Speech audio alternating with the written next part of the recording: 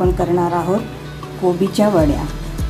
कोबीच्या वड्या कशा करायच्या, त्याच्यासाठी काय साहित्य लागतं हे आज मी तुम्हाला दाखवते।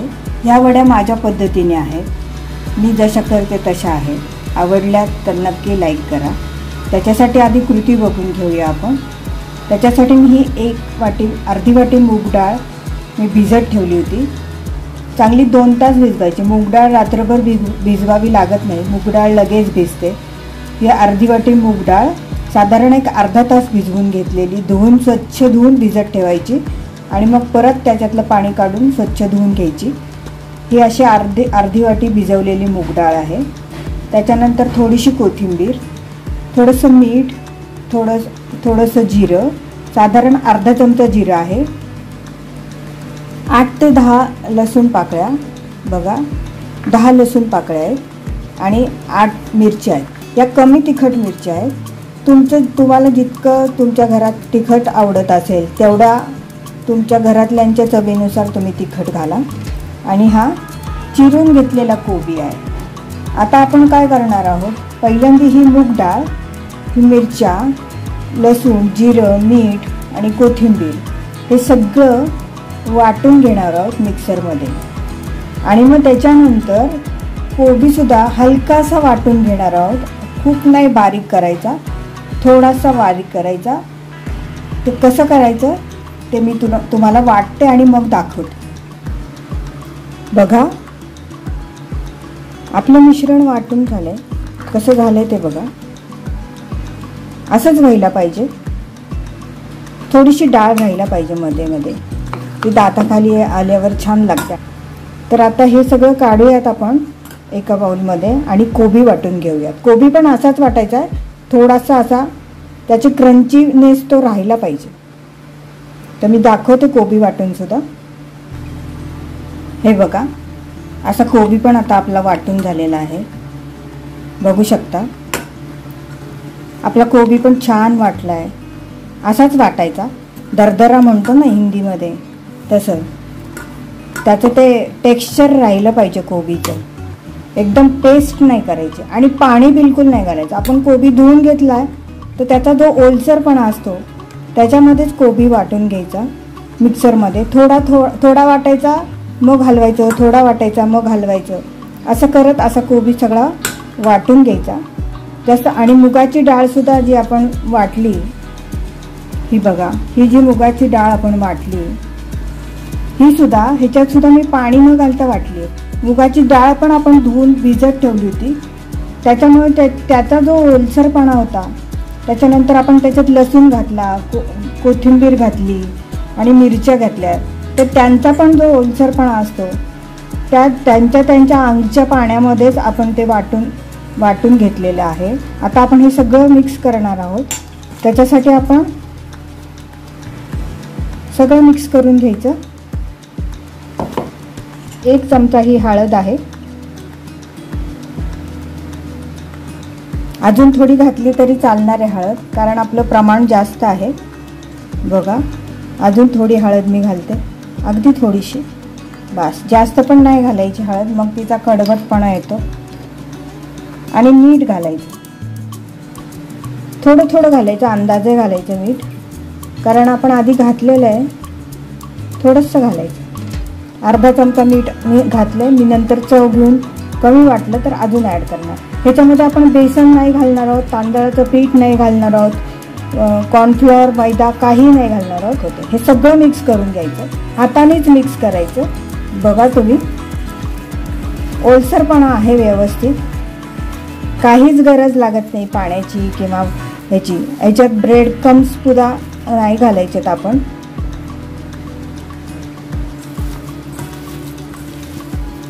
चांगलं मिक्स करून घ्यायचं, म्हणजे मीठ आणि हळद सगळीकडे लागली पाहिजे आणि मूग डाळ आणि कोबी एकजीव झाला पाहिजे।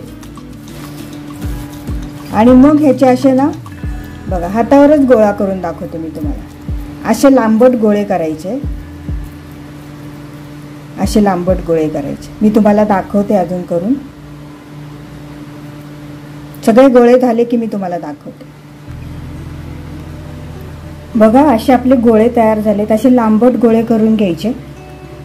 छान हाताने होतात. आणि असे दोन्ही बाजूने असे थोडेसे चपटे करायचे, म्हणजे वड्या पाडताना छान छान अशा वड्या पडतात. असे चपटे करून घ्यायचे दोन्ही बाजूने, असे थोडेसे गोल, असे लांबट नाही करायचे. मग तेवढा टोकाकडचा भाग तो असा गोल येतो, छान असे स्लाईस दिसत नाही. असे गोळे करून घ्यायचे.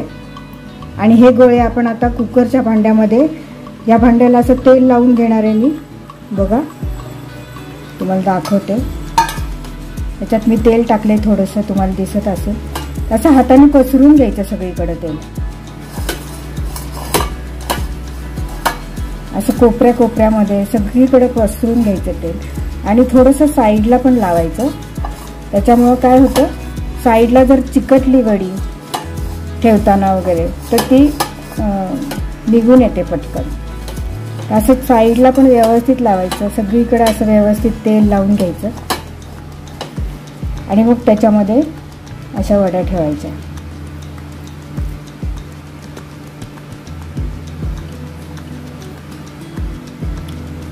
आपण त्याच्यामध्ये कुठल्याही डाळीचं पीठ, मैदा काहीही घातलेलं नाही आहे. त्याच्यामुळे त्या एकदम अशा हलक्या आहेत. पण एकदा का शिजलं की त्या अशा घट्ट होतील. आत्ता एकदमच नाजूक आहेत. बघा, एका वेळेस एका भांड्यामध्ये जास्त नाही ठेवायचा, कारण ते शिजून आहे ना थोडंसं असं फुगतात. त्याच्यामुळे जास्त नाही ठेवायच्यात. आता माझ्या ह्या भांड्यामध्ये 2च वड्या बसत आहेत, 2च रोल बसत आहेत. तर मी 2च रोल ठेवले आणि तेच वापरून घेणार आहे.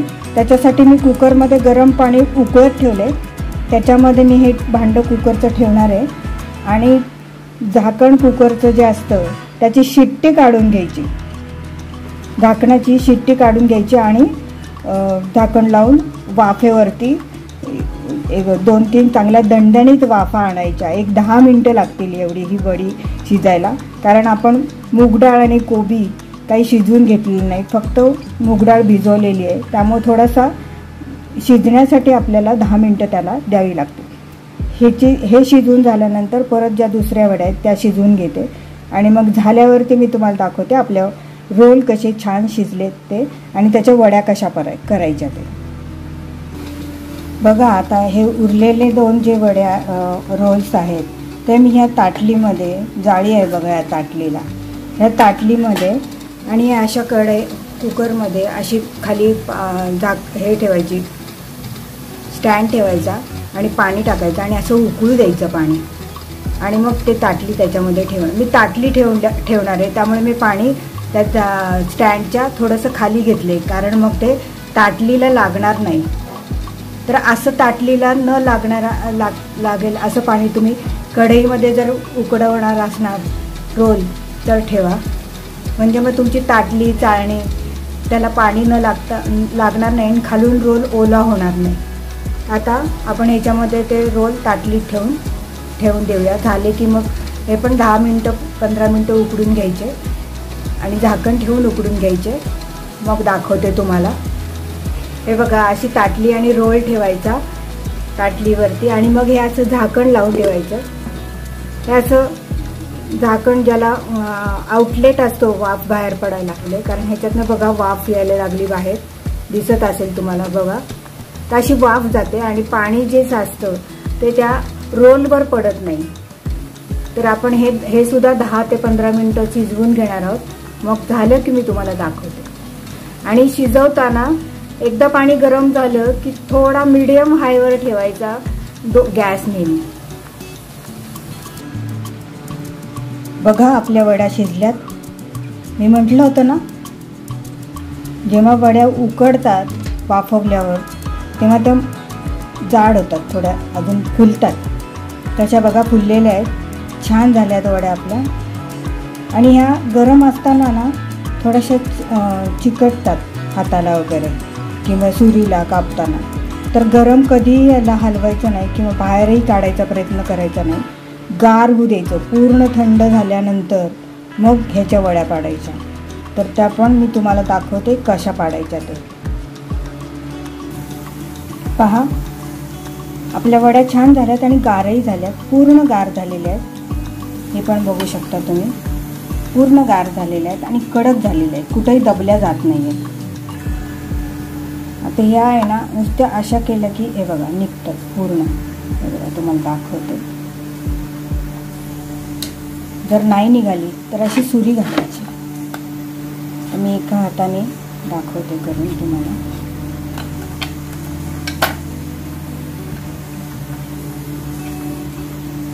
अगदी थोडीशी सरकवायची. हे बघा, हे बघा अशी छान निघते वडी. बघा खाली अजिबात लागलेली नाही आहे.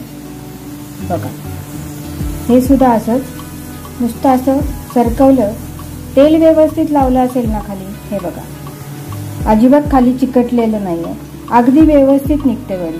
हे बघा अगदी व्यवस्थित निघते वडी. आणि या वड्या आता आपण कापून घेऊन शॅलो फ्राय करा किंवा डीप फ्राय करा, कसंही जसं तुम्हाला आवडत असेल तसं छान अशा कापून घ्यायच्या. अगदी अलगद कापून घ्यायच्या. बघा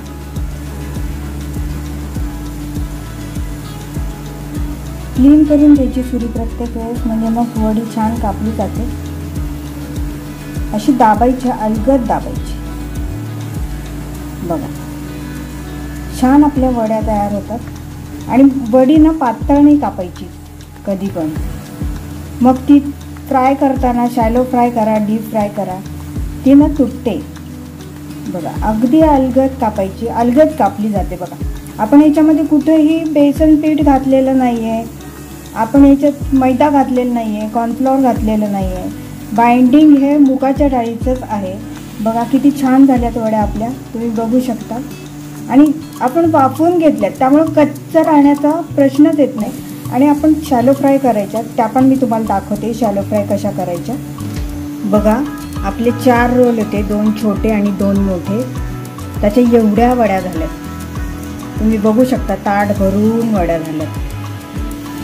आणि एवढ्या वड्या आरामात पुरतात 4 जणांना खायला, 5 जणांना खायला. एकटा माणूसच एवढ्या वड्या आरामात खाऊ शकतात. इतकी चविष्ट ही वडी लागते.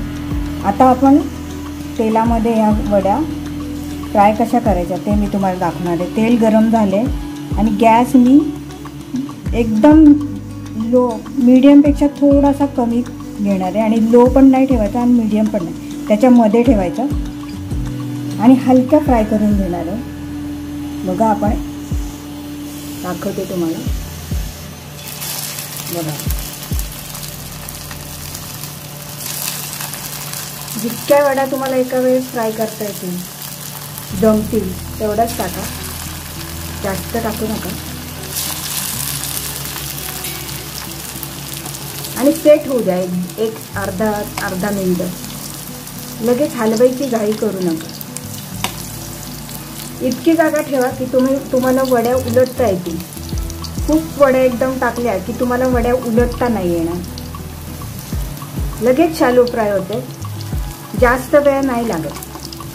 आपण शिजवलेलं आहे ना, त्याच्यामुळे आपल्याला शिजवायचं नाही आहे. आपल्याला फक्त ते खरपूस असं त्याची ती खरपूस टेस्ट यायला पाहिजे म्हणून आपण फक्त ती अगदी तव्यामध्ये थोडंसं तेल टाकून पण आपण अशी परतून घेऊ शकतो. 2-3 वेळा पलटून घ्यायच्या हलक्या हाताने. झाल्यात की नाही कळतं आपल्याला. मी बाकीच्या वड्या तळून घेते. तुम्ही बघा, तुम्हाला आवडल्या तर नक्की करून बघा. चव पण त्याची बघा कशी छान लागते.